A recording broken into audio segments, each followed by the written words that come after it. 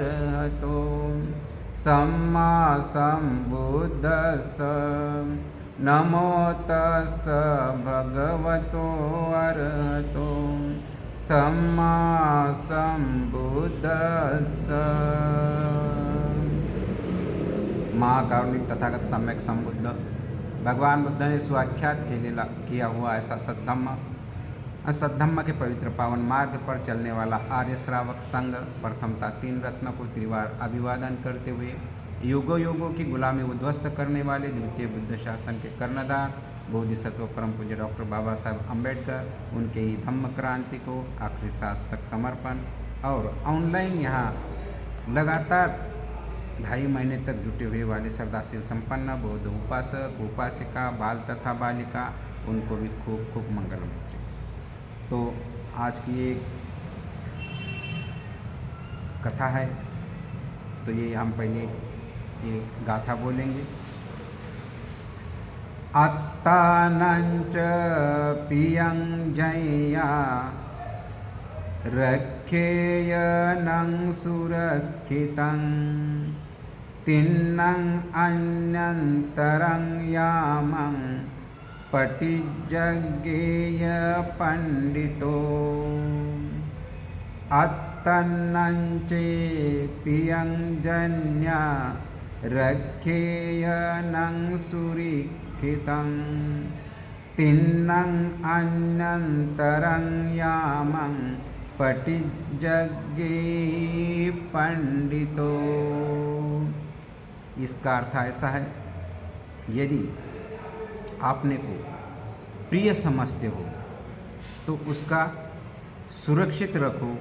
समझदार व्यक्ति जीवन की 3 प्रहारों में, ये जो हम जीवन जीते तो उसके 3 प्रहार, ये अवस्थाएं कौन सी है 3 प्रकार की? युवावस्था, प्रौढ़ावस्था और वर्धावस्था। ये 3 अवस्था में किसी एक में तो अवश्य सचेत हो। तो सचेत रहना चाहिए। हम बार बार कहते हैं कि सचेत रहे। आनापान की साधना करते समय बार बार उपदेश देते हैं।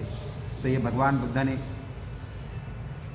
ये धम्म देशना शास्त्रा ने भेष काल वन चुनार में विहार करते हुए, साधना करते हुए बोधि राजकुमार को उद्देश्य कर कही गई थी। बोधि राजकुमार ने समस्त भूमंडल पर उसके सदृश कोई दूसरा ना दिखाई पड़े ऐसा एक अनुपम प्रसाद महल बनवाकर उस बनाने वाले शिल्पी से पूछा, जो कोई महल बनाते उसको, क्या तुमने इससे उत्कृष्ट भव्य प्रसाद महल कभी बनाया है? नहीं देव, यह मेरा प्रथम उत्कृष्टतम शिल्पक है। शिल्पी द्वारा ऐसे उत्तर दिए जाने पर राजकुमार ने सोचा, यदि वह शिल्पी भविष्य में किसी का इससे उत्कृष्ट प्रसाद बना देगा तो मेरे इस प्रसाद का क्या महत्व रह जाएगा। अंत मुझे या तो इसका वध कर देना चाहिए या इसके हाथ पैर कटवा देना चाहिए, या फिर इसकी आंखें ही फोड़ देना चाहिए।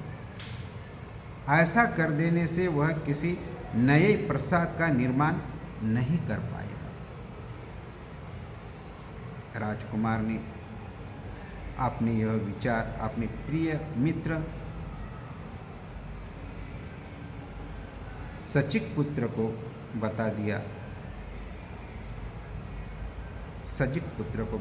तो तब उस मित्र ने सोचा, अरे यह तो इस शिल्प को मार देगा, ऐसा कुशल शिल्पी फिर मिलना दुर्लभ हो जाएगा। अंत इसको सूचित कर देना चाहिए। तो वही शिल्पी ने पास जाकर पूछने लगा, तुम्हारा वह प्रसाद निर्माण कार्य संपन्न हुआ कि नहीं?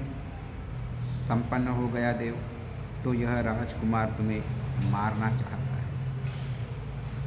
अपनी रक्षा का उपाय कर लो। शिल्पी ने कहा, महोदय, आपने मुझको यह सूचना देकर मेरा बहुत हित किया। मैं आत्मरक्षा का उपाय सोचूंगा। और कुछ समय बाद वह जब राजकुमार ने शिल्पी से पूछा, सौम्य, तुम्हारा कार्य पूर्ण हुआ कि नहीं? तो नहीं देव, अभी कुछ कार्य अविशिष्ट है। क्या कार्य अविशिष्ट है देव? तो यह मैं आपको बाद में बताऊंगा। तो पहले कुछ अनुपयोगी सूखी लकड़ियों मंगवा दीजिए। और उसने वैसी ही सूखी लकड़ियाँ मंगवा दी। ये जो शिल्पी है, उन्होंने कैसा अपना आत्मरक्षण का उपाय बताया। तब शिल्पी ने राजकुमार से निवेदन किया, देव, आज से मुझको कुछ समय के लिए अकेला छोड़ दीजिए। मैं इस कष्ट से कुछ सूक्ष्म कार्य करूंगा। लोगों ने बार बार आने से, उनसे बातों करने से मेरा ध्यान भटकता है। तो मेरा भोजन भी केवल मेरी पत्नी ही पहुंचाना करेंगे। और राजकुमार ने बड़ाई की बात को स्वीकार किया। और शिल्पी ने एक गुप्त स्थान में बैठकर उन लकड़ियों को काट कर, सील कर, उनसे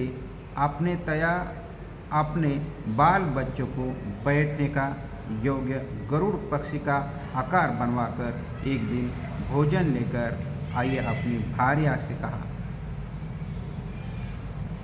घर में रखा हुआ सभी छोटा बड़ा सामान बेचकर उसे सोने चांदी के रूप में बदल लो। राजकुमार ने भी बड़े ही भाग जाए। यह सोचकर प्रसाद की सुरक्षा बढ़ा दी गई। परंतु बड़ाई ने उस गरुड़ पक्षी के निर्मित हो जाने पर भोजन लेकर आई अपनी पत्नी से कहा, आज सभी बाल बच्चे को लेकर चले आओ। वह प्रातःकाल की कलेवाकर बाल बच्चों को उस पक्षी यंत्र में बैठकर खिड़की के रास्ते से निकलकर भाग गया। और उसे भागते देखकर रक्षक चिल्लाए, देव, वडकी भाग गया है। परंतु वे चिल्लाते ही रह गए और वह वडकी हिमालय की तलहटी में जाकर उतरा तथा वहाँ एक नए नगर का निर्माण कर काष्ठवाहन राजा नाम के प्रसिद्ध हो गया। राजकुमार द्वारा शास्ता का सम्मान। तो फिर कभी राजकुमार के ध्यान में आया कि मैं इस प्रसाद का उत्सव करूं। यह सोचकर उसने शास्ता को निमंत्रित कर अपने महल का 4 प्रकार की गंधों से सुवासित कर देहली द्वार की चौकटी से सिंहासन तक चेली पट्टिका 2 फुट चौड़ा लाल कपड़ा बिछवा दी। और वह संतानहीन या अंत उसने सोचा कि यदि मुझे पुत्र या पुत्री होगी तो शास्ता इसे चेल पट्टिका पर चरण रखते हुए आसान तक जाएंगे। शास्ता के आने पर उन्हें शरीर के 5 अंगों से प्रणाम कर सम्मान प्रदर्शनार्थ उनका पात्र अपने हाथ में लेकर महल में पधारे। बनते ऐसा निवेदन किया कि परंतु शास्ता ने आगे नहीं बढ़े। न बढ़कर आनंद स्थविर ने नेत्रों से संकेत किया कि आनंद स्थविर ने शास्ता को संकेत वस्त्र पर न चलने की इच्छा में समझ गया। राजकुमार ने कहा, यह वस्त्र चेल पट्टिका हटवा दो। भगवान इस पर नहीं चलेंगे। भगवान को आगे वाली जनता का ध्यान है कि राजकुमार ने यह चेल पट्टिका हटवा दी। उसे हटवाकर शास्ता को पधारिए भंते कहकर अंदर ले जाते हुए यागू यों हल्के खाद्य पदार्थ खिलवाकर एक तरफ बैठकर प्रणाम करते हुए यह निवेदन किया कि मैं आपका कृपापात्र 3 बार आपकी शरण में गया हूँ। पहली बार में जब माता की कोख में था, दूसरी बार जब मैं तरुण युवा होने जा रहा था, तीसरी बार अब जब मैं पूरी समझ वाला हो गया हूँ। बनते कृपया यह बताइए कि आप मेरे पिछाया हुई चेली पट्टिका पर क्यों नहीं चले? तो तुमने क्या समझकर वह चेल पट्टिका बिछाई थी? यदि मेरे घर में पुत्र या पुत्री उत्पन्न होंगे तो शास्ता मेरी बिछाई चेल पट्टिका पर चलेंगे, इसीलिए मैं नहीं चला। तो बनते क्या मुझे कोई संतान पुत्र या पुत्री प्राप्त नहीं मिलेगी या पुत्र प्राप्ति नहीं होगी? हाँ कुमार। वह क्यों बनते? क्या बनते? कि क्योंकि आपने किसी पूर्व जन्म में अपनी पत्नी के साथ कोई बड़ा प्रमाद कर बैठे थे और किसी जन्म में बनते तब उसको शास्ता ने उसी पूर्व जन्म की एक कथा सुनाई। तो बोधि राजकुमार का अतीत जन्म सैकड़ों मनुष्य किसी समय एक बड़ी नाव में बैठकर समुद्र यात्रा कर रहे थे। दुर्भाग्यवश नाव समुद्र में डूब गई और 2 पति पत्नी किसी तरह उस टूटी नाव का एक तख्ता पकड़कर एक छोटे से द्वीप में पहुंच गए। शेष सभी लोग समुद्र में ही डूब गए। अस्तु उस द्वीप में विशाल पक्षी समूह रहता था। वे पति पत्नी अन्य खाद्य पदार्थ न मिलने के कारण उन पक्षियों के अंडे को ही अग्नि में भून भून कर खाने लगे। उनके समाप्त होने पर पक्षियों के बच्चों को खाने लगे। इस तरह उन्होंने यह कर्म चलाया और उसने एक दिन भी उन्होंने भूल नहीं की या उनमें से एक भी भूल न करने का प्रयास नहीं किया। तो शास्ता ने उसका यह अतीत कर्म सुनकर बताया कि राजकुमार, यदि तुम उस समय अपनी आयु के एक भाग में भी अपनी भार्या के साथ रहता हुआ अप्रमाद रखता तो तुम्हारी आयु के उस भाग में पुत्र उत्पत्ति का संभावना होती, या फिर तुम दोनों में एक भी अप्रमाद रहता तो भी पुत्रोत्पत्ति भी संभावना बनती। अपने को प्रिय मानने वाले पुरुष को आयु के 3 भागों में अप्रमाद होकर अपनी रक्षा करना चाहिए। ऐसे करने में असमर्थ रहने वाली को भी अपनी आयु के एक भाग में तो अप्रमाद रहना ही चाहिए। यह कहते हुए भगवान ने ये देशना कही। तो पहली जो दर्शना दी मैंने, अत्तानं चयपीयं जन्यारक्षेयनं सुरक्षितं तिन्नं अन्यतरं यामं पटिजज्ञेहि पंडितोति। 157 नंबर की गाथा। यदि मनुष्य आत्मा अपने आप को प्रिय मानता है तो उसकी भली भांति रक्षा करनी चाहिए और बुद्धिमान मनुष्य को आयु रूपी रात्रि के 3 प्रहर में ही जागृत और सावधान रहना चाहिए। इस गाथा का ये शब्द है कि अपनी धर्मस्वामिति तथा देशना कुशलता और दयोचित करने के लिए आयु के 3 भागों को बांटा है।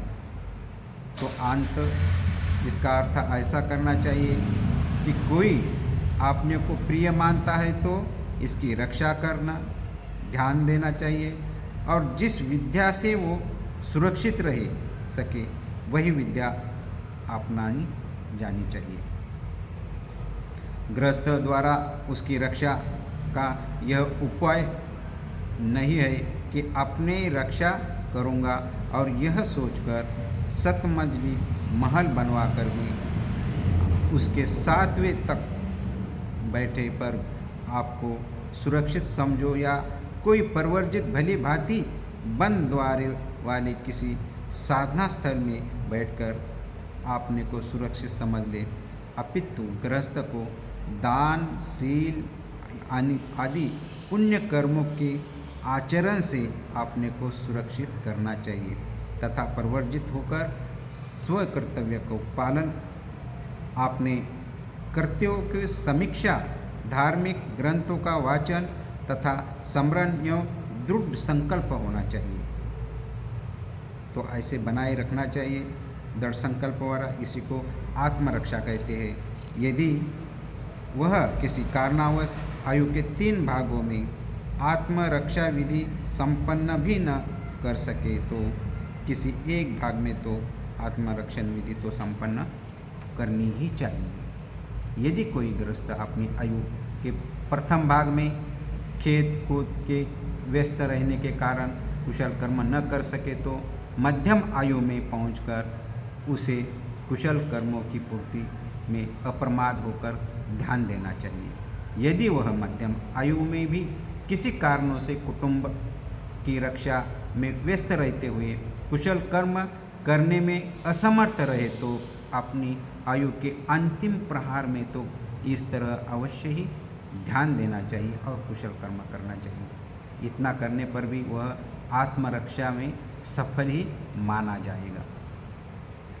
ऐसे ही करने पर उसकी आत्मा की प्रियता आडंबर ही मानी जाएगी, तो वह अपने लिए अकुशल कर्मों का संग्रह करता हुआ भी माना जाएगा। तो इसी तरह प्रवर्जित भी अपनी आयु के प्रथम भाग में स्वास्थ्य करता हुआ, उसका पारायण करता हुआ, उसको कंठस्थ करता हुआ, अन्य कर्तव्य पालन करता हुआ, अपने कर्तव्यों की समीक्षा करता हुआ कोई प्रमाद कर बैठे तो उसे अपनी मध्यम आयु में गंभीरता से धम्म श्रवण करना चाहिए, धम्म का पालन करना चाहिए, श्रवण धर्म का पालन करना चाहिए। कभी कभी ऐसा भी होता है कि कोई बुद्धिमान प्रवर्जित अपनी आयु के प्रथम भाग में गुरुमुख से भली भांति श्रद्धा के साथ धर्म श्रवण करता है और अट्ठ कथा आदि का गंभीरता से अवगाहन करता है, यानी कि उसका अभ्यास करता है, परंतु मध्यम वय में आकर प्रवर्जित करते के प्रति प्रमद हो जाता है। ऐसा प्रवर्जित को भी अपनी आयु की अंतिम भाग में श्रवण धम्म का पालन करता है, अधिक सावधानी बरतनी चाहिए। इसी तरह की कृत्य विधि से भी उसकी आत्मरक्षा संभवित हो सकती है और ऐसे न करने वाले को आत्मा प्रिय नहीं होता, अपितु अंत में उसके लिए पश्चाताप करते रहना ही अविशिष्ट रह जाता है। तो इस धर्मा के प्रभाव से राजकुमार श्रोतापत्ति फल में प्रतिष्ठित हो गए और सम्मुख साधना परिषद में के लिए यह धर्म देशना भी सार्थक सिद्ध हुई। तो ये कथा है, तो इसके कथा के बारे में कोई किसी का प्रश्न है तो समझना चाहिए, तो जब समझ में नहीं आया तो फिर एक बार बताएंगे। है कोई किसी के प्रश्न की बात समझ में नहीं आई हो? समजलं सर्वांना?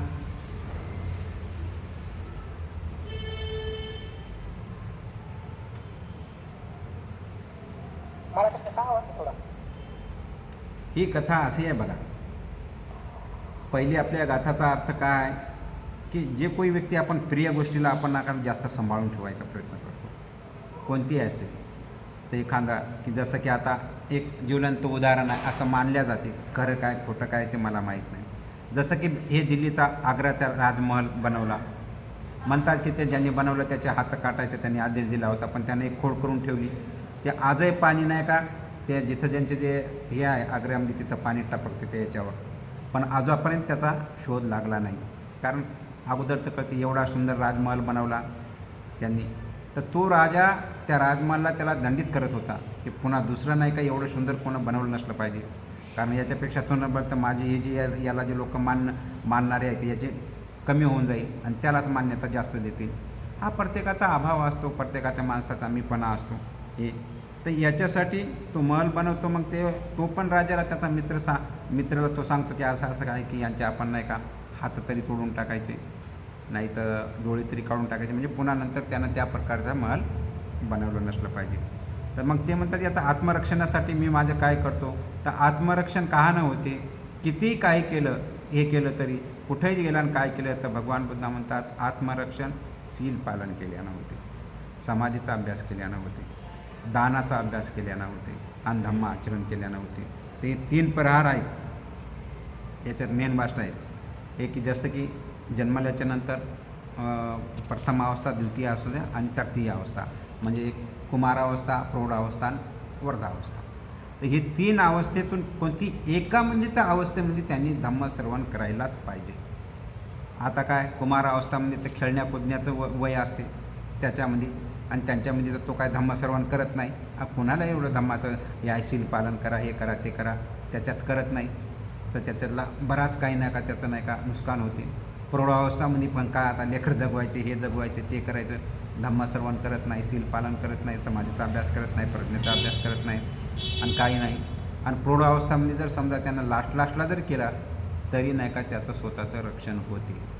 तर तो नाही का याचं स्वतःचं आपलं रक्षण करू शकते. तर जे काय ही अवस्था आहे तर हे भगवान बुद्धाने याच्यातून एवढं हे सांगितलं की या 3 अवस्थेतून कुठूनही बी आपलं स्वतःचं रक्षण कसं करायचं, फक्त आपलं स्वतःचं रक्षण आपणच करू शकतो. आपले कर्मसंस्कार म्हणजे काया वाचा मनानं जे बनलेले कर्म आहेत ते कर्मसंस्कारच आपलं रक्षण करते.